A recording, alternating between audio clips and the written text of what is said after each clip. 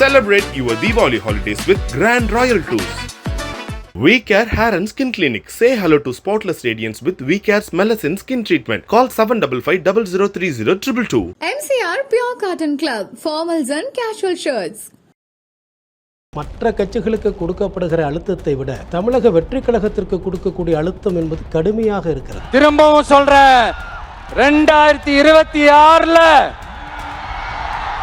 23 நிபந்தனைகள் போடுறேன். அதில் ஒரு நிபந்தனை சொல்றேன், சென்னையிலேருந்து வந்து மரக்கடையில் மீட்டிங்கை முடிச்சுட்டு திருச்சி புறவழிச்சாலையே சென்னைக்கு போகணுமா? இப்படி ஏதாவது போட முடியுமா? கட்டுப்பாடுகள் விதிக்கப்படுது அப்படின்றீங்க. ஆனால் அந்த நிபந்தனைகள் எல்லாம் மீறினால திரும்ப வழக்கானது பதிவு செய்யப்பட்டிருக்கு. இல்லை, எந்த விதமான நிபந்தனைகளையும் மீறலையே. அப்புறம் ஏன் வழக்கு பதிவு செய்யப்பட்டிருக்கு? இவர் வந்து ஒரு உச்சபட்ச நடிகர். பப்ளிக் கூடும்போது எந்த பிரச்சனையும் வந்துடக்கூடாது. ஏன்னா அது வந்து அரசாங்கத்துக்கான நெருக்கடியாக மாறும். திருச்சியில அவ்வளோ பெரிய கூட்டத்துக்கு வெறும் 30 போலீஸார பாதுகாப்பு கொடுத்துருந்தீங்க. மதுரையில் மிகப்பெரிய மாநாடு நடந்து எவ்வளோ பேரை நீங்கள் பாதுகாப்பு கொடுத்துருந்தீங்க. இங்கே வந்து சேப்பாக்கத்தில் போராட்டம் நடத்தும் போது எத்தனை போலீஸார பாதுகாப்பு நிறுத்திருந்தீங்க. எல்லாத்தையுமே அரசாங்கத்து மேலே சொன்னால் எப்படி சார்? செல்ஃப் ரெஸ்பான்சிபிலிட்டி அப்படின்றது ஒன்று இல்லை. நீங்கள் திருச்சியில் நடந்தது, அடுத்த முறை திருவாரூரில் அது நடக்கல இல்லை. அப்போ நீங்கள் அதை சரி பண்ணிக்கிட்டீங்கன்னு தான் அர்த்தம். அப்போ யார் மேலே தவறு? அசம்பாவிதம் நடந்தா தாவேக்காக்கு மட்டும் இல்ல, அது அரசாங்கத்துக்கும் பொறுப்பு தானே. அப்ப எப்படி அவங்க அதுல சரி, உங்க கட்சியில ஒரு அமைச்சர் வர்றாருன்னா நீங்க எவ்வளவு பேரை போடுறீங்க? ஒரு எம்எல்ஏ விட்டு திருமணத்துக்கு எத்தனை பேரை போலீஸ்கார போடுறீங்க? உங்கள்ட்ட பர்மிஷன் வாங்கி தானே போறோம். எங்களுக்கு போதிய பாதுகாப்பு கொடுத்துருக்கணும்ல. இதெல்லாம் மீறினா வழக்கு தொடருவோம்னு சொல்ல கடைசியில ஒரு நிபந்தனை போடுறாங்க. அதுக்கு தானே நிபந்தனையே. நீங்கள் எல்லா அரசியல் கட்சிகளுக்கு விதிக்கிறீர்களா? உங்கள் கூட்டணி கட்சிக்கு விதிக்கிறீர்களா? இந்த கூட்டம் அப்படின்றதே வந்து விஜய் அவர்கள் வந்து ஒரு பெரிய உச்சபட்ச நடிகர். அவரை பார்க்கறதுக்காக வர்றதுதான் அந்த கூட்டம். பாத்தீங்களா இல்லையா? இந்த கூட்டம் இதுவரை யாருக்காவது கூடியிருக்கா? வெறும் சினிமா கவர்ச்சிங்கிற அடிப்படையில் அவரை யாரும் பார்க்கல. தலைவர் இவரை பார்த்துட்டு அழுகுறாங்க சார். நீங்க சொல்றீங்களா, மற்ற நடிகர்கள்லாம் சொல்றீங்களா? நீங்க போய் கூட்டி போய் பாருங்களேன், இப்படி கூட்டம் வருதான்னு பாருங்களேன். ஒரு ஆழ்ந்த அரசியல் கருத்துக்களை அவர் முன்வைக்க மாட்டேங்கிறாரு. இன்னும் மேலோட்டமான ஒரு அரசியலை தான் பேசிக்கிட்டு இருக்காரு. இன்னும் பேப்பர் வச்சு தான் அவர் படிக்கிறாரு. நிறைய திட்டங்கள் வைத்திருக்கிறார். அந்த திட்டங்கள் தேர்தல் அறிக்கையாக நிச்சயம் வரும். அடுத்த அறிக்கையில செயல் திட்டம் இப்படி ஒரு வாக்குறுதி வரும். நான் இதெல்லாம் சார் வாக்குறுதிகள் தானே சார் செயல் திட்டங்களா மாறப்போகுது. செயல் திட்டம் கடைசி வரைக்கும் சொல்ல மாட்டேங்க. என்னன்னா, என்னால் என்ன செய்ய முடியுமோ அதை நான் செய்யறேன். என்ன செய்ய முடியாதோ அதை பத்தி நான் சொல்ல போறது கிடையாது. அதைத்தானே அது அதிமுகவா இருக்கலாம், திமுகவா இருக்கலாம், என்ன முடியுமோ அதை தானே சார். அதிமுக சார், அதிமுக என்ன செஞ்சதுன்னு நினைக்கிறீங்க? சீமான் அவர்கள் வந்து தொடர்ச்சியா விமர்சனத்தை வச்சுக்கிட்டே இருக்காரு சார். அங்கே ஒருத்தரும் இல்லை சார். ஏன்னா அவரே பிரச்சனைக்குரிய ஒரு மனிதராக இருக்கிறார். அவர் எந்த தமிழ்நாட்டு பிரச்சனைகளை எப்படி தீர்ப்பார்? ஒரு அரசியல் தெளிவில்லை, அரசியல் பார்வை அப்படின்றது அவர் சார். அவருக்கு என்ன சார் பெரிய அரசியல் என்ன? அவர் என்ன தெளிவான பார்வை சொல்றாரு? தொண்டையை மட்டும் கிழிச்சிட்டு சத்தம் போட்டா பேசுறியா? அது நானும் பேசுவேன் சார். சார், நீ உண்மையான தலைவராக இருந்தால் ஆளுங்கட்சியை திட்டணும், விமர்சிக்கணும். அது இல்லாம திமுக சீமாலாம் ஒன்னாயிட்டாங்க. அவங்களுடைய ஒரே இலக்கு வந்து தலைவர் விஜய் தான். நம்மோடு தாவேகா தரப்பு வழக்கறிஞர் திரு அறிவழகன் அவர்கள் இணைஞ்சிருக்காரு. அவர்கிட்ட தான் பேசுகிறதா இருக்கும். பேசுவோம். வணக்கம். வணக்கம் சார். தொடர்ச்சியாக தாவேகாவுக்கு ஒரு அழுத்தம் தரப்பட்டுக்கிட்டே வருது அப்படின்ற ஒரு விஷயத்த முன் வச்சுக்கிட்டே இருக்காங்க. கடந்த வாரத்தில் உங்களுடைய அந்த செய்தியாளர் சந்திப்பும் நம்ம பார்த்துருந்தோம். அந்த வழக்குகள் எந்த மாதிரி இருக்குது அப்படின்றது எல்லா கட்சிகளும் சொல்கிறாங்க இல்லையா? இப்போ ஒரு அரசியல்னு வரும்போது எல்லா கட்சிகளும் எங்களுக்கு அழுத்தம் தரப்படுது, எங்களுக்கான ஒரு மாநாடு போடுறதுக்கான ஒரு அனுமதிங்கும் போது நிறைய நிர்பந்தம் இருக்குது, ஒரு இடத்துக்கு போகணுன்னா சிக்கல்கள் இருக்குது அப்படின்னு எல்லா கட்சியும் சொல்கிறாங்க. இதிலிருந்து எங்கே மாறுபடுது தாவேகா? என்ன அதிகமான அழுத்தம் கொடுக்குறாங்க? அதாவது மற்ற கட்சிகளுக்கு கொடுக்கப்படுகிற அழுத்தத்தை விட தமிழக வெற்றி கழகத்திற்கு கொடுக்கக்கூடிய அழுத்தம் என்பது கடுமையாக இருக்கிறது. சென்னையில் முதலாக வந்து நாங்கள் அந்த அஜித்குமார்களுடைய மரணத்திற்கு காவல்துறைக்கு எதிராக, தமிழக அரசுக்கு எதிராக நாங்கள் ஆர்ப்பாட்டம் நடத்த வேண்டும் என்று எங்களுடைய கழகத்தின் சார்பில் மனு கொடுத்தோம். அந்த மனுவை பல்வேறு நாட்களாக இழுத்தடித்து உயர்நீதிமன்றத்தை நாடி அதன் பிறகு பல்வேறு நிபந்தனைகள் அடிப்படையில் 2 நாட்களுக்கு முன்னாடி தான் கொடுத்தார்கள். தொடர்ந்து தமிழக வெற்றி கழகம் தமிழ்நாட்டிலே இருக்கக்கூடிய ஒரு அரசியல் வெற்றிடத்தை எப்படியாவது நிரப்பிவிடும். தமிழக வெற்றி கழகத்திற்கு தலைவர் விஜய் அவர்கள் செல்கிற இடத்திலெல்லாம் மக்கள் திரளாக சுனாமி போல வருகிறார்கள். இது ஒரு ஆளுங்கட்சிக்கு ஒரு மிகப்பெரிய பதட்டத்தையும் பயத்தையும் உருவாக்கி இருக்கிறது. ஏதாவது ஒரு வகையிலே இந்த கட்சியை முடக்கணும், கட்சியினுடைய நிர்வாகிகளை மிரட்டணும், கட்சியினுடைய போராட்டங்களையோ நிகழ்ச்சிகளையோ தடைப்படுத்தணுங்கிற நோக்கில் தான் இப்பொழுது தொடர்ந்து கடுமையான சிக்கல்களை கடுமையான நெருக்கடிகளை தமிழக வெற்றிக் கழகத்திற்கு கொடுத்து வருகிறார்கள். இதுக்கு பின்னால் முழுக்க முழுக்க திமுக இருக்கிறது என்பதில் மாற்று கருத்து இல்லை. இல்லை, இது நீங்கள் கடந்த முறை விஜய் அவர்கள் பேசும்போது கரண்ட்டு கட் பண்ணுறாங்க, மைக் ஒயரை இது பண்ணுறாங்க அப்படின்லாம் பேசுகிறாரு. இது ஒரு அபத்தமான ஒரு விஷயமா இருக்கு இல்லையா? ஆமாம், அதாவது சொல்கிறேன் சார், திருச்சியில் குற்றச்சாட்டை நான் சொல்கிறேன், அப்படி ஒரு தரப்பு செய்வாங்களா? இல்லை, ஆமாம், செஞ்சது உண்மை தானே. அதை நீங்கள் நேரலையில் பார்த்தீங்களே, எல்லாமே நடந்துச்சு. திருச்சியில் மனு கொடுத்ததுக்கு பிறகு எத்தனை நாள் கழிச்சு எங்களுக்கு அனுமதி கொடுக்குறாங்க பாருங்கள். 23 நிபந்தனைகள் போடுறாங்க. தலைவர் விஜய் வந்து திருச்சிக்கு வராருனால 23 நிபந்தனைகள். அதில் ஒரு நிபந்தனை சொல்கிறேன். சென்னையிலேருந்து வந்து அந்த மரக்கடையில் மீட்டிங்கை முடிச்சுட்டு சென்னையினுடைய திருச்சி புறவழிச்சாலையே சென்னைக்கு போகணுமா? இப்படி ஏதாவது போட முடியுமா? ஒரு போலீஸ் வந்து எப்படி வந்து எங்களுக்கு வந்து நீங்கள் இங்கே வரணும், இந்த இடத்துல பேசிட்டு இந்த வழியாக எப்படி போகணும்னு சொல்ல முடியும்? திருச்சியில் அவர் தங்கக்கூடாதா? அடுத்தது அரியலூர் பெரம்பலூர் போகக்கூடாதா? ஆக முழுக்க தலைவர் விஜய் அவர்களுடைய பிரச்சாரத்தை தடுக்க வேண்டும் என்ற நோக்கிலே தான் இந்த காவல்துறை 23 நிபந்தனைகளை விதித்தது. அந்த மரக்கடை பகுதி வந்து மக்கள் நெருக்கடியான ஒரு பகுதி. எந்த இடத்துல போட்டால் கூட்டம் வராது, மீடியாக்கள் வந்து ஒளிபரப்பு செய்யாது என்று அவர்கள் நினைத்தார்கள். ஆனால் திருச்சியில் பார்த்தீங்க, உங்களுக்கு திருச்சி முழுக்க இதுவரையும் திருச்சி கண்டிராத அளவிற்கு மிகப்பெரிய கூட்டத்தை தலைவர் விஜய் அவர்கள் கடந்த சனிக்கிழமை சென்ற அன்றைக்கு மக்களை சந்தித்தார். இது ஒரு மிகப்பெரிய அரசியலில் மிகப்பெரிய அதிர்ச்சி வலைகளை ஏற்படுத்தியிருக்கிறது. அதனால தான் தொடர்ந்து எங்களுக்கு இப்படி கடுமையான நெருக்கடிகளை கொடுத்து வருகிறார்கள். கட்டுப்பாடுகள் விதிக்கப்படுது அப்படின்றீங்க, ஆனால் அந்த நிபந்தனைகள் எல்லாம் மீறினால திரும்ப வழக்கானது பதிவு செய்யப்பட்டிருக்கு. இல்லை, எந்த விதமான நிபந்தனைகளையும் மீறலையே. அப்புறம் ஏன் வழக்கு பதிவு செய்யப்பட்டு? அதாவது 2 விஷயம் நீங்கள் புரிஞ்சுங்க. ஏதாவது ஒரு வழக்கு போடணும்னா எந்த காரணத்தை வச்சாலும் போடலாம். இப்போ உதாரணத்துக்கு கடந்த வாரம் திருவாரூரில் சில கட்சி நிர்வாகிகள் தொண்டர்கள் வந்து ஜேசிபியை பயன்படுத்தி மாலை போட்டதாக ஒரு வழக்கு போட்டிருக்காங்க. இதே தான் இவங்க தென் சென்னை பாராளுமன்ற உறுப்பினர் தமிழ்ச்சி தங்கப்பாண்டியனுக்கு சிதம்பரத்தில் இங்கே போட்டாங்களே, ஏன் அவங்க மேலே வழக்கு போடலை? அப்போ ஏதாவது ஒரு வகையில் திட்டமிட்டு தமிழக வெற்றி கழகத்திற்காக போராடுகிற, கட்சிக்காக உழைக்கின்ற அந்த நிர்வாகிகள் மீது வழக்கு போட்டு இந்த கட்சியை வந்து சீர்குலைக்கணும். இல்லை, அப்படி தான் நோக்கன்றது பார்க்குறீங்களா? ஏன்னா இவர் வந்து ஒரு உச்சபட்ச நடிகர். அப்படி இருக்கும்போது பப்ளிக் கூடும்போது எந்த பிரச்சனையும் வந்துடக்கூடாது. ஏன்னா அது வந்து அரசாங்கத்துக்கான நெருக்கடியாக மாறும். அங்கே ஏதாவது ஒரு அசம்பாவிதம் நடந்தால் அப்போது இதெல்லாம் சரியாக நீங்கள் பயன்படுத்துங்க, இதெல்லாம் கரெக்டான வழியில் நடங்கன்னு சொல்கிறது ஒரு அரசாங்கத்தினுடைய இல்லைங்களே. அதாவது நீங்கள் உண்மையான அந்த எண்ணத்தோடு இவங்க பயன்படுத்துறது கிடையாது. முழுக்க மக்கள் வருவதை தடை செய்ய வேண்டும். தலைவர் விஜய் அவர் எங்கே போனாலும் கூட்டம் கூடுது. ஆண்கள் கூடுறாங்க, பெண்கள் கூடுறாங்க, மாணவர்கள் கூடுறாங்க, தாய்மார்கள் கூடுறாங்க, 50 வயதுக்கு மேற்பட்டவர்கள் கூடுறாங்க. இப்படி ஒரு கூட்டத்தை மீடியாக்கள் ஒளிபரப்பு செய்தால், இதை பார்த்தால் ஒரு அரசியல் மாற்றம் நிகழும் என்கிற பயம் அவர்களுக்கு வந்திருக்கிறது. அதை தாண்டி ஏன் நான் சொல்கிறேன், திருச்சியில் ஏன் வெறும் 30 போலீஸ் தானே, நீங்கள் அவ்வளோ பெரிய கூட்டத்துக்கு வெறும் 30 போலீஸ் தானே பாதுகாப்பு கொடுத்துருந்தீங்க? மதுரையில் மிகப்பெரிய மாநாடு நடந்து எவ்வளோ பேரை நீங்கள் பாதுகாப்பு கொடுத்துருந்தீங்க? இங்கே வந்து சேப்பாக்கத்தில் போராட்டம் நடத்தும்போது எத்தனை போலீஸாரை பாதுகாப்பு நிறுத்தியிருந்தீங்க? அது முழுக்க போய் இந்த நிபந்தனைகள் எல்லாம், இந்த நிபந்தனைகள் விதிப்பதன் மூலமாக இந்த நிகழ்ச்சியை எளிதாக நடத்திவிடக்கூடாது, எளிதாக மக்களை சென்றடைந்து விடக்கூடாது, தலைவர் விஜய் அவர்களுடைய மக்கள் சந்திப்பு பிரச்சாரத்தை முறியடிக்க வேண்டும் என்கிற அந்த எண்ணத்தினுடைய அடிப்படையில் தான் இவர்கள் கடுமையான நிபந்தனைகளை விதிக்கிறார்கள். இந்த நிபந்தனைகள் தேவையில்லை. நீங்கள் பார்த்தீங்கன்னா இபிஎஸ்க்கு வந்து வெறும் 11 நிபந்தனைகள் போடுறாங்க.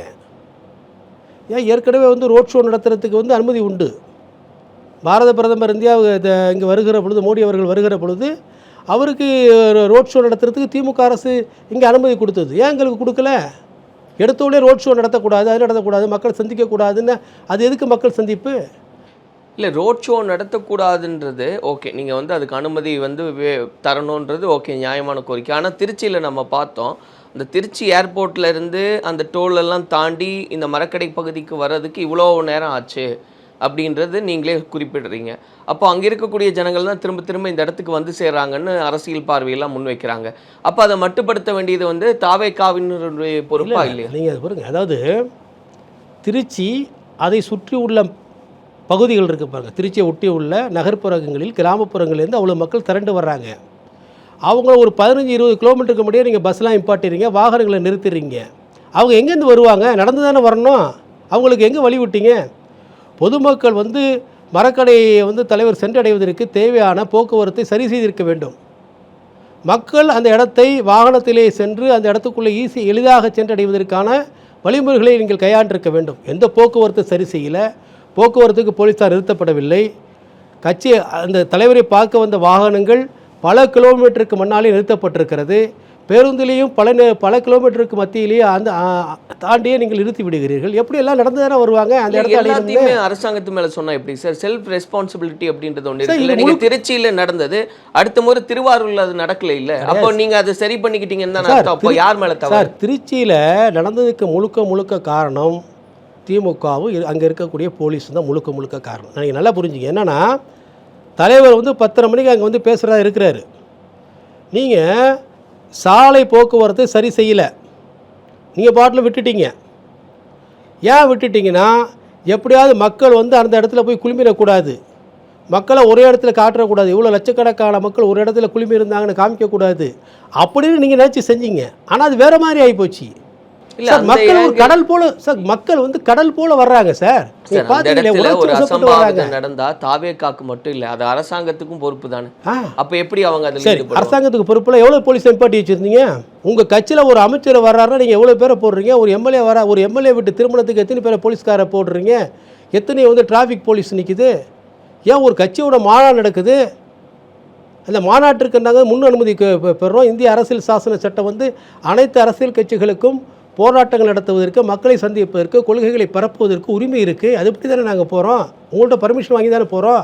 நீங்கள் முன்னெச்சரிக்கை நடவடிக்கை எடுத்து எங்களுக்கு போதிய பாதுகாப்பு கொடுத்துருக்கணும்ல. அந்த மக்களை வந்து வெளிப்படுத்திருக்கலாம். அதெல்லாம் செய்யாமல் இதெல்லாம் வந்து பேசுவதற்காக இவங்க செய்யக்கூடிய விஷயங்கள் உண்மை அது கிடையாது. முழுக்க அவங்க என்ன நினைக்கணும், திருச்சியில் மக்கள் சந்திப்பு தோல்வி அடையணும்னு நினச்சாங்க. அதை தாண்டி இன்றைக்கி போன வாரம் திருச்சியில் போயிட்டு வந்தது, அதுக்கு பிறகு திருவாரூரில் போயிட்டு வந்தது, இன்றைக்கி வரையும் பேசிக்கிட்டு இருக்கிறாங்க மக்கள். இதை வந்து அவங்களால ஏற்றுக்கொள்ள முடியவில்லை. இல்லை, உங்கள் சைட்லேயும் சில குறைபாடுகள் இருக்குன்றதுனால தானே அந்த பயண திட்டம் ஏற்கனவே ஒன்று அறிவிக்கப்பட்டுச்சு.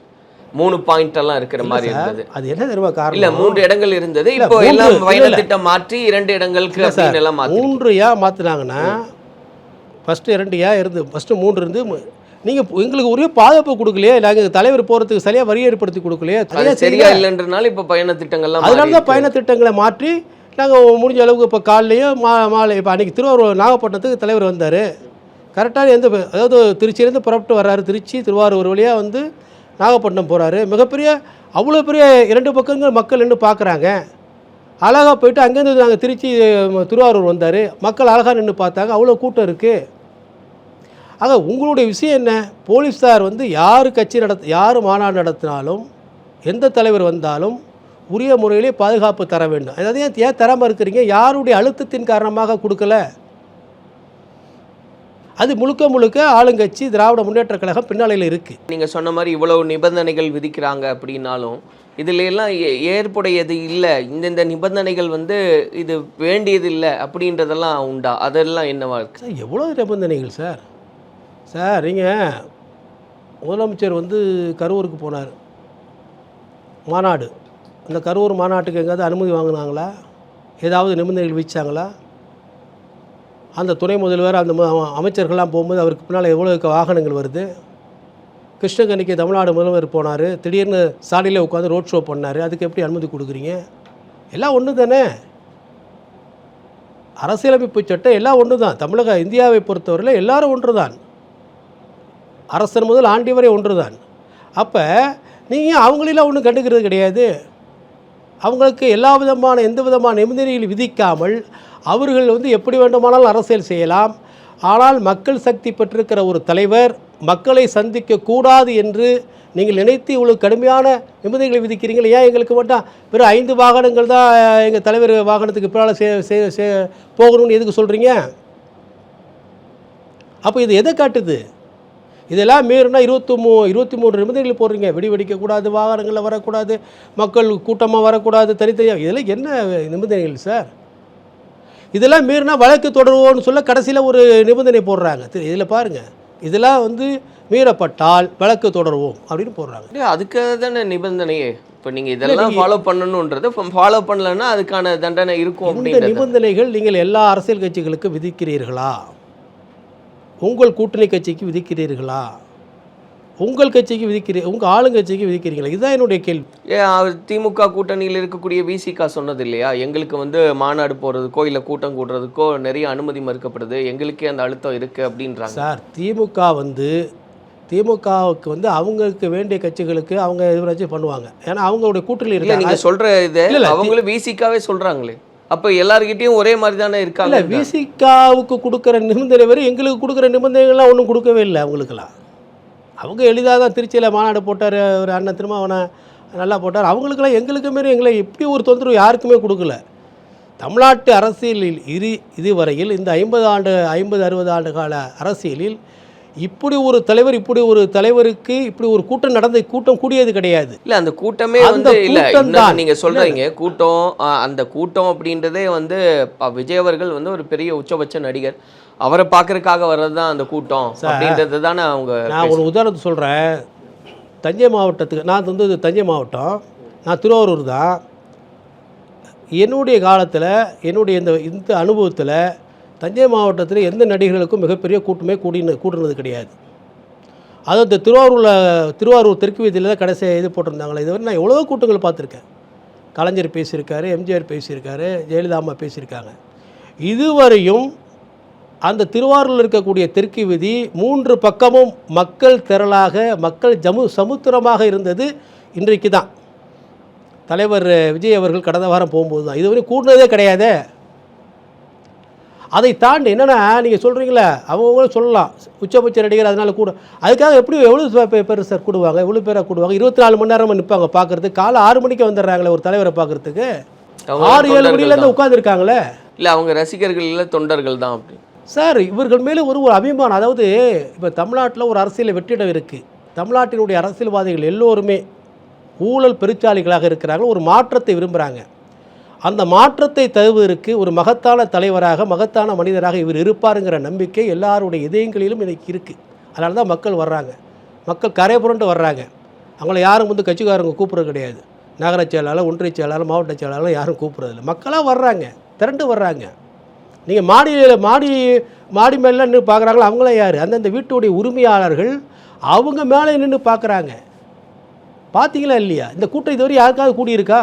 நீங்கள் 90கள்லேருந்து எடுத்துங்க, 90க்கு முன்னாடி விட்டுருங்க. சார், இந்த பாப்புலாரிட்டி வேறு யாருக்கும் வராது சார். என்னன்னா, அரசியலில் அடுத்த உச்சத்தை தொடப்போகிற தலைவர் விஜயாக இருக்கிற காரணத்தினால தான் மக்கள் வர்றாங்க. வெறும் சினிமா கவர்ச்சிங்கிற அடிப்படையில் அவரை யாரும் பார்க்கல. தலைவர் இவரை பார்த்துட்டு அழுகிறாங்க சார், அழுகிறாங்க. இது யாருக்கு வரும்? நீங்கள் சொல்கிறீங்களே, மற்ற நடிகர்கள்லாம் சொல்கிறீங்களே, அவர் வந்தால் கூட இவர் வந்தால் கூட, நீங்கள் கூட்டி போய் பாருங்களேன், இப்படி கூட்டம் வருதான்னு பாருங்களேன். ஒரு முயற்சி தான் செஞ்சு பாருங்களேன். இதே 2010 தலைவராக ஏற்றுக்கிட்டாங்க, மக்கள் ஏற்றுக்கிட்டாங்க. இவர் தான் அடுத்த தமிழ்நாட்டினுடைய அரசியலே, அடுத்த 50 ஆண்டு கால அரசியலை தீர்மானிக்கக்கூடிய இடத்துல விஜய் அவர்கள் இருப்பார்கள்ங்கிற நம்பிக்கையினுடைய அடிப்படையில் தான் மக்கள் சமுத்திரமாக தரல்றாங்க. ஒரு ஊரில் கிளைக்கழகம் இல்லாமல் இருக்கலாம், ஆனால் அந்த ஊரில் வீட்டுக்கு ஒரு 2 ஓட்டு இருக்குது. திமுக குடும்பத்திலே ஓட்டு இருக்குது, அதிமுக குடும்பத்தில் ஓட்டு இருக்குது, காங்கிரஸ் குடும்பத்தில் ஓட்டு இருக்குது, விசிகா குடும்பத்தில் ஓட்டு இருக்குது. எல்லா கட்சியிலேருந்தும் எங்களுக்கு இன்றைக்கி ஓட்டு இருக்குது. இதெல்லாம் தான் நீங்கள் மிகைப்படுத்தி பேசுகிறீங்கன்றாங்க. மிகைப்படுத்தி பேசவே இல்லையே, போய் பாருங்களேன், என்ன கேட்டு பாருங்கள். நீங்கள் வந்து திமுக கட்சிக்காரங்க வீட்டுக்காக போங்க, ஒன்றிய செயலாளர், நகர செயலாளர், மாவட்ட செயலாளர், அந்த வீட்டு பசங்க 25-30 வயசுக்கு கீழே உள்ளவங்கள்ட்ட யாருக்கு ஓட்டு போடுவீங்கன்னு ரகசியமாக கேளுங்க.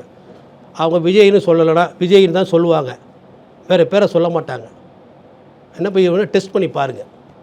அந்த அளவுக்கு இன்றைக்கி திமுக அவருடைய குடும்பங்கள்லேயே ஊடுருவி இருக்கிற ஒரு தலைவராக இன்றைக்கி இருக்கிறது தான் இன்றைக்கி ஆளுங்கட்சி பயப்படுது. இன்னும் கூட ஒரு ஆழ்ந்த அரசியல் கருத்துக்களை அவர் முன்வைக்க மாட்டேங்கிறாரு, இன்னும் மேலோட்டமான ஒரு அரசியலை தான் பேசிக்கிட்டு இருக்காரு, இன்னும் பேப்பர் வச்சு தான் அவர் படிக்கிறாரு.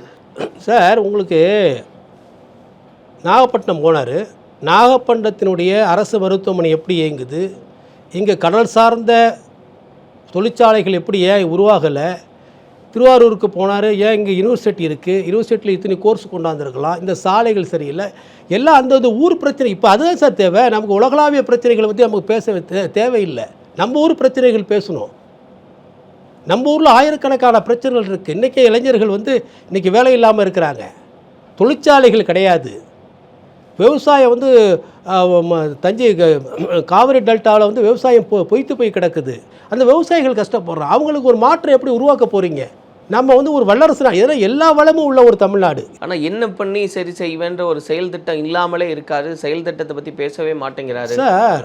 அதாவது இந்த செயல் திட்டங்கள்லாம் இருக்கிற காரணத்தினால தான் அதை செய்வேன் என்று சொல்கிறார். அப்போ செயல் திட்டத்தை சொல்லணும் சார். எல்லாம் சொல்லிக்கிட்டு தான் சார் இருக்காரு. எப்படி வந்து ஒரு மாற்றாடு, அதாவது இந்த திராவிட முன்னேற்ற கழக அரசு, இவர்கள் இந்த திராவிட மாடல் அரசு, திராவிட அரசு என்று கடந்த ஒரு 50 ஆண்டுகளாக சொல்லி தமிழ்நாட்டை ஒரு சுரண்டல் நாடாக ஆக்கிவிட்டார்கள். அடுத்தது இங்கே வந்து அதை செய்கிறோம் இதை செய்கிறோம் என்று இலவசங்களை கொடுத்து மக்களை ஏமாற்றி வைத்திருக்கிறார்கள். இப்படி ஒரு மிகப்பெரிய ஒரு மோசமான காலகட்டத்திலிருந்து இந்த நாட்டை இந்த மாநிலத்தை மீட்டெடுக்க வேண்டிய பொறுப்பு தலைவர் விஜய் அவர்களுக்கு இருக்குது. நிறைய திட்டங்கள் வைத்திருக்கிறார். அந்த திட்டங்கள் தேர்தல் அறிக்கையாக நிச்சயம் வரும். அதுக்கு அடிப்படை தான் இதெல்லாம். நான் முதலமைச்சரானா அடுத்த ஆட்சியில் செயல் திட்டம் இப்படி ஒரு வாக்குறுதி வரும். நான் இதெல்லாம் சார் வாக்குறுதிகள் தானே சார் செயல் திட்டங்களாக மாறப்போகுது. வாக்குறுதிகள் தானே செயல் திட்டம் கடைசி வரைக்கும் சொல்ல மாட்டீங்க. எப்படி நாங்கள் செய்வோன்றதை வந்து அங்கே பேச மாட்டோம். அதான் சார் ஒரு மாற்று அரசியல் சார். ஒரு உதாரணத்துக்கு கேட்டுங்க. இப்போ ஒரு அரசு மருத்துவமனையில் இன்றைக்கி மருத்துவர் இல்லை, நாளைக்கு தலைவர் ஆட்சிக்கு வந்துட்டால் எந்தெந்த மருத்துவமனைகளில் மருத்துவர் இல்லை அப்படின்னு வந்து அடுத்த நிமிடமே அங்கே மருத்துவமனைக்கு தேவையான அனைத்து மருத்துவர்கள், செவிலியர்கள், மருந்து ஆளுநர்கள், மருந்துகள் அனைத்தும் கொடுப்போம். ஒரு உதாரணத்துக்கு வச்சுங்க. இந்த பல்கலைக்கழகத்தில் இந்த கோர்ஸ் கிடையாது. தமிழக வெற்றி கழகம் ஆட்சிக்கு அமைந்த கூட இந்த கோர்ஸ் அந்தந்த மக்கள் அந்தந்த மாணவர்கள் என்னென்ன விரும்புகிறாங்களோ அதை கொடுப்போம். எல்லாம் கொடுப்பதற்கு இல்லை. ஏன்னா எங்களை பொறுத்த அதுதானே நடந்துட்டு இருக்கு சார். என்ன பேசுகிறாங்கன்னா, இப்போ விஜய் அவர்கள் தெளிவாக சொல்கிறார், அது கரெக்டு தான். என்னென்னா, என்னால் என்ன செய்ய முடியுமோ அதை நான் செய்கிறேன், என்ன செய்ய முடியாதோ அதை பற்றி நான் சொல்ல போகிறது கிடையாது. என்ன முடியுமோ அதைத்தானே நடைமுறையில் நீங்கள் கடந்த காலங்களில் நம்ம பார்க்குறோம். அது அதிமுகவாக இருக்கலாம், திமுகவாக இருக்கலாம். என்ன முடியுமோ அதை தானே சார். அதிமுக சார், திமுக அதிமுக என்ன செஞ்சுன்னு நினைக்கிறீங்க? என்ன செஞ்சுன்னு இருக்கீங்க? தமிழ்நாடு எந்த விதத்திலையும் வளரவே இல்லை சார். இதெல்லாம் வந்து சாதாரண வளர்ச்சி சார். இதெல்லாம் வந்து அசுர வளர்ச்சி கிடையாது. அசுர வளர்ச்சி என்பது வேறு, பொருளாதார வளர்ச்சி என்பது வேறு. கல்வியில் வளர்ந்த மாநிலம்னு நம்மளை சொல்கிறாங்க. அது கிடையாது சார். கல்வியில் வளர்ந்த மாநிலம் தானே. இங்கே தமிழ்நாட்டில் எவ்வளோ எல்லாமே தனியார் கல்லூரிகள் தானே இருக்குது. அரசு கல்லூரிகளோ எல்லாமே அரசுடைமை சார். இல்லை சொல்கிறேங்க, அரசு கல்லூரிகளோ அரசு பள்ளிகளிலோ ஒரு தனியார் கல்லூரிகளில் இருக்கக்கூடிய எல்லா விதமான வசதிகளும் இருக்குதா? ஏன் வந்து தனியார் பள்ளிகளை, தனியார் கல்லூரிகளை அரசு அந்தந்த கல்லூரியில் வேலை பார்க்கக்கூடிய ஆசிரியர்களோ அவர்களுடைய பெற்றோரோ வந்து ஏன் அரசு பள்ளியில் சேர்க்கலை? அப்போ அரசு பள்ளிகளுடைய தரம், அரசு கல்லூரிகளுடைய தரம் இங்கே குறைவாக இருக்குது. இன்ஜினியரிங் படிச்சுட்டு எத்தனை பேர் அந்த தொழில் பண்ணிக்கிட்டு இருக்கிறாங்கன்னு நினைக்கிறீங்க நீங்கள்? ஒரு சிவிலுக்கு பிஇ படிச்சுட்டு நிறைய பேர் கால் டிரைவராக இருக்காங்க தெரியுமா உங்களுக்கு?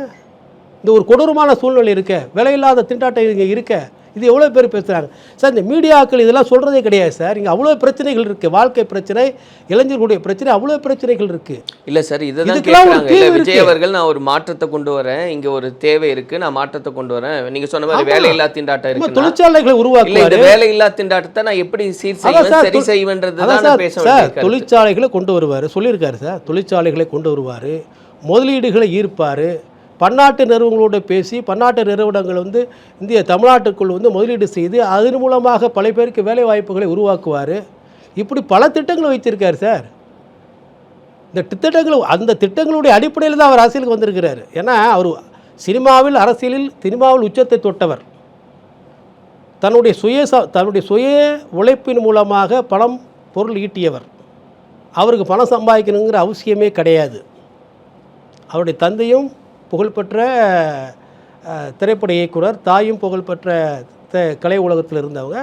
போதுமா அவங்களுக்கு தேவையான பணம் இருக்கிறது, அவங்களுக்கு அது கிடையாது. இப்போ இந்த இவ்வளோ மக்கள் நம்ம மேலே ஒரு ஈர்ப்பாக இருக்காங்களே, ஒரு அன்பாக இருக்காங்களே, இவங்களுக்கு நம்ம ஏதாவது செய்யணுங்கிற அந்த எண்ணத்தில், ஒரு நல்ல எண்ணத்தில் வந்திருக்கிறார்.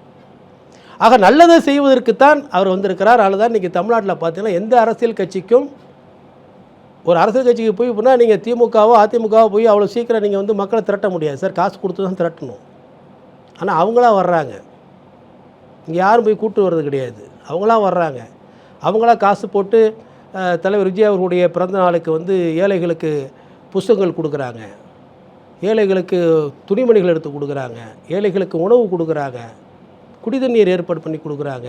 விஜய் அவர்கள் எந்த ஒரு விஷயத்தை முன்னெடுத்தாலும் அது குறித்த நிறைய விமர்சனங்கள் வருது அப்படின்றதெல்லாம் பார்க்குறோம். குறிப்பாகவே இந்த சனிக்கிழமைகளில் வார இறுதியில் வர்றது அப்படின்றதுக்கு பலரும் பல்வேறு விதமான கருத்துக்களை சொல்கிறாங்க. உங்களுடைய பார்வையில் எதற்கான பயண திட்டமாக இருக்குது? சனிக்கிழமை தான் சார். என்னென்னா நம்மளோட ஒர்க்கிங் டேஸ் என்ன சார், திங்கக்கிழமையிலேருந்து வெள்ளிக்கிழமை வரையும் தான். சனிக்கிழமை ஒர்க்கு இருக்குங்க. திங்கக்கிழமையிலேருந்து வெள்ளிக்கிழமை வரை யார், கல்லூரி பள்ளி மாணவர்கள் அவங்களுக்கு காலையிலே வந்து நாங்கள் வச்சிட்டோம்னா எவ்வளோ மிகப்பெரிய போக்குவரத்துக்கு பாதிப்பு ஏற்படும், பொதுமக்களுக்கு பாதிப்பு ஏற்படக்கூடாது.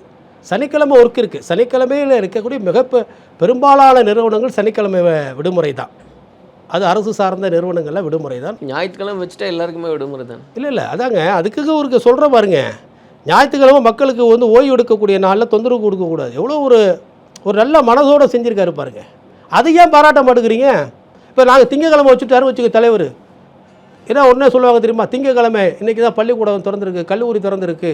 சார் எது செஞ்சாலும் குற்றமா சார்? திங்கக்கிழமை எப்படி நீங்கள் திறந்தீங்க? உடனே சீமான் குதிப்பார். அவரை எங்கள் தலைவரை பிடிக்காதவங்களும் குதிப்பாங்க. ஏன் திங்கள் டு வெள்ளிக்கிழமை வச்சுங்க, ஏன் சனிக்கிழமை வைக்கக்கூடாதான்னு? சார் சனிக்கிழமை வச்சா என்ன சார்? சனிக்கிழமை வச்சா எல்லாருக்கும் நல்லது தானே சார்? நாங்களாம் போய் கூட கலந்துக்கிறோம்ல, சனிக்கிழமை வச்சா 5 நாள் உழைக்கிறோம் சார், 2 நாள் விடுமுறை. இல்லை சொன்ன மாதிரி சீமான் அவர்கள் வந்து தொடர்ச்சியாக விமர்சனத்தை வச்சுக்கிட்டே இருக்கார் சார். அங்கே ஒருத்தரும் இல்லை சார், அவர் மட்டும்தான் இருக்கிறாரு. சீமான் வந்து என்னன்னா இந்த தொண்டை அது அடி வயிற்றுலேருந்து பேசி தொண்டையை இப்படிலாம் பேசி ஒரு ஈர்த்து வச்சுருந்தார் கொஞ்சம் பேரை. அதாவது அவருடைய உண்மையான அந்த சாய வெளுத்து போன பிறகு எல்லாம் போயிட்டாங்க. தலைவர்களாக இருந்தாங்களே அவங்க ஒவ்வொரு கட்சியில் போய் செட்டில் ஆகிட்டாங்க, தலைவர்கள் செட்டில் ஆகிட்டாங்க. திமுக கொஞ்சம் தலைவர்கள் போயிட்டாங்க, அடுத்தது அதிமுகவுக்கு போயிட்டாங்க. தொண்டர்கள்லாம் எங்கள்கிட்ட வந்துட்டாங்க. இப்போ அங்கே ஒன்றும் கிடையாது. இப்போ அதனால் அவர் என்ன பண்ணுறாரு, மரங்களுக்கு மாடுகளை பார்க்குறது, மரங்களை பார்க்குறது. ஏன்னா அவரே பிரச்சனைக்குரிய ஒரு மனிதராக இருக்கிறாரு. அவர் எந்த தமிழ்நாட்டு பிரச்சனைகளை எப்படி தீர்ப்பார்? நான் என்ன சொல்கிறேன், ஏன் விஜயை நீங்கள் ஏன் திட்டுறீங்க? தலைவர் விஜய் ஏன் திட்டுறீங்க? அவர் வந்து அரசியல் செய்யக்கூடாதா? இப்போ அரசியலுக்கு வரணும், தெளிவில்லை அரசியல் அதே நீங்கள் சார் அப்படின்றது சார். அவருக்கு என்ன சார் பெரிய அரசியல் என்ன? அவர் என்ன தெளிவான பார்வை சொல்கிறாரு? தொண்டையை மட்டும் கிழிச்சிட்டு சத்தம் போட்டால் பேசுறியா? அது நானும் பேசுவேன் சார். தமிழ் தேசியம் எனக்கும் பேச தெரியும், இந்திய தேசியம் பேச தெரியும், பாலஸ்தீன விடுதலை சார். ஒவ்வொரு முறையும் தேர்தல் வருகிற பொழுது அவருடைய நிலைப்பாடு எப்படி இருக்கும் எல்லாருக்கும் தெரியும். அதை நான் சொல்ல வேண்டியதில்லை. எதுக்காக அவர் கட்சி நடத்துகிறாருங்கிறதும் எல்லாருக்கும் தெரியும். அது வேறு விஷயம். இப்போ யாரும் கிடையாது. ஒரு 4 பேர் 5 பேர் வச்சுக்கிட்டு அவர் மீடியாக்களில் வந்து எங்களை தான் திட்டுறாரு. நாங்கள் என்ன ஆளுங்கட்சியாக இருக்கிறோம்? நீ உண்மையான தலைவனாக இருந்தால் ஆளுங்கட்சியை திட்டணும். மத்தியில் இருக்கக்கூடிய ஆளுங்கட்சியை, மாநிலத்தில் இருக்கக்கூடிய ஆளுங்கட்சியை நீங்கள் விமர்சிக்கணும். அது இல்லாமல் இவர் டிவிக்கு வந்து அரசியலில் நிற்கிது, இவ்வளோ தொண்டர்கள் கூப்பிட்றாங்க, இந்த தொண்டர்களை ஏன் கேவலப்படுத்துறீங்க? அவங்களாம் மக்கள் கிடையாதா? இந்த நாட்டினுடைய குடிமகன் தானே. அதில் சாதாரண தொழிலாளியிலேருந்து படித்தவர்கள் வந்து அவ்வளோ பேர் இருக்கிறாங்க. அவங்கள எப்படி நீ அவமரியாதையாக பேசலாம்? ஒரு தலைவன் பேசலாமா? ஒரு படித்த தலைவன் தானே. நீ நான் தமிழ் தேசியத்தை கட்டி ஆள போகிறேன்னு சொல்கிறிய, ஏன் தலைவர் விஜயை பார்க்க வந்தவங்க மனிதர்கள் இல்லையா? அவங்கள ஏன் அவ்வளோ அசிங்கமாக திட்டுறீங்க? மக்களை ஏன் திட்டுறீங்க? நான் வந்து சீமான் மாத்திரம் இல்லை, திமுகவில் இருக்க கொடுக்க சொல்கிறேன். நீங்கள் ஏன் அப்படி திட்டுறீங்க? அவங்க மனிதர்கள் தானே. அவங்க கடந்த முறை உங்களுக்கெல்லாம் ஓட்டு போட்டிருக்கலாம்ல. அவ்வளோ அசிங்கமாக மீடியாக்களை வந்து நீங்கள் இவ்வளோ கொடுமையாக வச்சுக்கிட்டு நீங்கள் எவ்வளோ இது பண்ணிக்கிட்டு இருக்கீங்க. உங்களை பிடிக்கல, அதனால் இன்னொரு தலைவரை தேர்ந்தெடுக்க போகிறாங்க. அதை ஏற்றுக்கொள்ளக்கூடிய சக்தி வரணும். அது இல்லாமல் வந்து திட்டினா இது ஒரு என்ன சொல்கிறது, பொறாமையினுடைய வெளிப்பாடு, முழுக்க பொறாமையினுடைய வெளிப்பாடாகத்தான் இன்றைக்கு திமுக, சீமான் உள்ளிட்ட கட்சி இப்போ இதில் ஒன்றாயிட்டாங்க. அது தெரியுமா உங்களுக்கு? யாரெல்லாம் ஒன்றாயிட்டாங்க? சீமான் இல்லை, அது நீங்கள் சீமான திமுக இல்லைங்க சார், திமுக சீமான்லாம் ஒன்றாயிட்டாங்க. நீங்கள் வேணால் பாருங்களேன். அவங்களுடைய ஒரே இலக்கு வந்து தலைவர் விஜய் தான், தமிழக வெற்றி கழகம் தான். இவங்களுக்கு ஒரே இலக்கு. தமிழ்நாட்டில் இவ்வளோ பிரச்சனைகள் இருக்குது, பேசலை. பெண்கள் சந்திக்கக்கூடிய பிரச்சனைகள் பேசலை, குழந்தைகள் சந்திக்கக்கூடிய பிரச்சனைகள் பேசலை, தொழிலாளர்கள் சந்திக்கிற பிரச்சனைகள் பேசலை, விவசாயிகள் சந்திக்கிற பிரச்சனைகளை இவங்க பேசுகிறது கிடையாது. ஐயோ சனிக்கிழமை ஒரு கூட்டம் போகிறாரு, கரூர் போகிறாரு, எப்படி அந்த கூட்டத்தை தடை செய்யணும், நாமக்கல் போகிறாரு, அந்த கூட்டத்தை எப்படி நடத்த விடாமல் பண்ணணும், அவ்வளோ கூட்டம் கூடிருமா? நீங்கள் அதை ஜனநாயக முறையில் ஏற்றுக்கொள்ள வேண்டிய மனோப்பக்குவம் தலைவர்களுக்கு, மற்ற தலைவர்களுக்கு வரணும். அதை விட்டு தேவையில்லாமல் எங்கள் கட்சியில் இருக்கக்கூடிய இளைஞர்களை, மாணவர்களை, தொண்டர்களை அசிங்கமாக பேசுவது உகந்தது அல்லங்கிறத என்னுடைய கருத்து. நிறைவா சார், இப்போ இந்த பயண திட்டங்கள்லாம் மாறி இருக்கு, அந்த தேதிகள் இடங்கள்லாம் மாறி இருக்குன்றதெல்லாம் பார்க்குறோம். அதில் என்னென்ன டிஃபிகல்ட்டிஸ் இருக்குது? இப்போது நீங்கள் வந்து அப்ரோச் பண்ணுறதுக்கு சில நிபந்தனைகள் இருக்குது. சார் நாங்கள் வந்து இப்போ கரூரில் எடுத்துங்க, கரூர் வந்து இவரோட கோட்டைன்னு சொல்கிறாங்க, அவர் செந்தில் பாலாஜியோட கோட்டைன்னு. அவர் ஏற்கனவே அதிமுகவில் இருக்கும்போது, அதிமுகவில் இருந்தாருன்னா அதிமுக செந்தில் பாலாஜி கோட்டை, டிடிவியில் இருந்தாருன்னா டிடிவி செந்தில் பாலாஜி கோட்டை. இப்போ வந்து திமுகவில் இருக்காருன்னா திமுக செந்தில் பாலாஜி கோட்டை. அவர் என்ன நினைக்கிறாரு, திருச்சியை கரூரை பொறுத்தவரை திருச்சியில் அளவுக்கு கூடிருமோங்கிற ஒரு பயத்தால் எப்படியாவது இது தடுத்து நிறுத்தணும் அப்படின்னு எங்களுக்கு உரிய நாங்கள் கேட்ட இடம்லாம் கொடுக்கல. இப்போ போயிட்டுருக்கு. இதெல்லாம் மீறி கரூரில் இல்லை மாற்று இடத்த சஜஸ்ட் பண்ணுறாங்கல்ல, இந்த ஒரு இடம் இருக்குது நீங்கள் சார், அந்த இடம்லாம் இல்லை சார், அந்த இடம்லாம் இல்லை சார், நீங்கள் முற்றா வரவே கூடாதுன்றது யாருமே இப்படி இல்லை, அது சொல்ல முடியாது சார். சார் நீங்கள் வந்து நீங்கள் மாற்று இடம் இருக்குது சார், மாற்று சார் நான் என்ன சொல்கிறேன், இப்போ மாற்று இடம் ஒரு உதாரணம் சொல்கிறேன். இப்போ சென்னையில் நீங்கள் வேலை பார்க்குறீங்க, சென்னையிலேருந்து வேலை பார்க்குறதுக்கு இங்கேருந்து உங்களை கொண்டு போய் கும்மிடியப்பூண்டியை தாண்டி சென்னையில் வர வேலையை கும்மிடியப்பூண்டியை தாண்டி போட்டால் உங்களுக்கு வீடு ஒத்துக்குவீங்களா? நீங்கள் ஒத்துக்க மாட்டேன். ஆனால் கரூர் இல்லை கரூரில் சார், இவங்க கரூரில் இவங்க சொல்கிற இடமெல்லாம் எது தெரியுமா? மக்கள் நெருக்கடி, போக்குவரத்து நெருக்கடி, எளிதாக வாகனங்கள் செல்ல முடியாது, மக்கள் செல்ல முடியாது, கட்சி தொண்டர்களுடைய வாகனம் நிறுத்தி விட்டு செல்ல முடியாது. அவங்க நோட்டிஃபை பண்ணுற இடங்கள் இந்த இடங்களும் வேக்கண்ட்டாக இருக்கிற இடத்த கொடுக்க மாட்டேன்றாங்களே, அதுதான பிரச்சனை. இப்போ ஒரு 10 இடம் சொல்கிறாங்க, இந்த 10 இடத்துல இந்த இடம் கொடுங்கன்னா அது வேக்கண்ட்டாக இருக்கும்போது அதை ஏன் கொடுக்க மாட்டேங்கிறீங்க? இன்னும் இந்த சிக்கல் தொடர தான் சிக்கல் இது இல்லை, இது அவங்களுடைய முழுமையான வேலையை முழுக்க தலைவர் விஜய் அவர்களுடைய மக்கள் சந்திப்பை வந்து தடுத்து நிறுத்தணும். அதுக்கு எந்த வகையிலெல்லாம் எப்படியெல்லாம் கேடு விளைவிக்க முடியுமோ, கடுமையான நெருக்கடிகளை கொடுக்க முடியுமோ அதெல்லாம் கொடுத்துக்கிட்டு இருக்காங்க. இதெல்லாம் சந்தித்து வென்று வருவார். நிச்சயமாக வந்து 2026 தமிழக வெற்றி கழகத்தினுடைய தலைவர் விஜய் அவர்கள் தான் ஆட்சியை பிடிப்பார். அதை நோக்கி தான் அந்த பையன், அதை நோக்கி அது நிச்சயமாக அது வந்து மக்கள் முடிவு பண்ணிட்டாங்க. இதை யாரும் ஒன்றும் மாற்ற முடியாது, நீங்கள் ஒன்றும் மாற்ற முடியாது. ஸோ பொறுத்திருந்து பார்ப்போம் சார் என்னெல்லாம் நடக்க இருக்குன்னு. அது குறித்தும் நிறைய விஷயங்கள் நம்ம தொடர்ச்சியாக பேசலாம். நிறைய கருத்துக்களை முன் வச்சிருக்கீங்க. நன்றி. Celebrate your Diwali holidays with Grand Royal Tours. We Care Hair and Skin Clinic. Say hello to spotless radiance with We Care's Melasine Skin Treatment. Call 755 0030 222. MCR Pure Cotton Club, formals and casual shirts.